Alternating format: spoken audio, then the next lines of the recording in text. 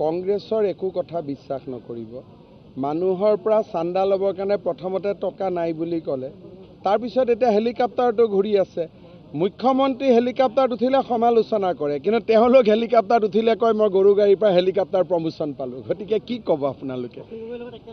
যাৰ লগত যাওক বাৰু যাওক, খালি ৰাইজক সঁচা কথাবোৰ ক'ব লাগে যে কংগ্ৰেছৰ লগত হাজাৰ হাজাৰ কোটি টকা আছে। সেইটো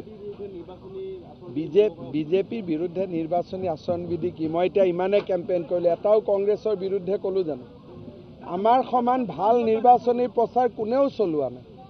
মই আধা ঘণ্টাৰ সময় 40 মিনিট সময় ভাষণ দিলোঁ, এটা কংগ্ৰেছৰ নাম ল'লোঁ, এটা ৰাহুল গান্ধীৰ নাম ল'লোঁ, মইতো কাৰোৱে নাম লোৱা নাই। ইমান ধুনীয়াকৈ প্ৰচাৰ চলাই আছোঁ।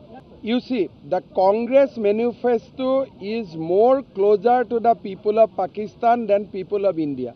ये अगर मैनिफेस्टो पाकिस्तान का चुनाव में आ जाते हैं, तब कांग्रेस को बहुत सारा वोट पाकिस्तानियों से मिल जाएगा।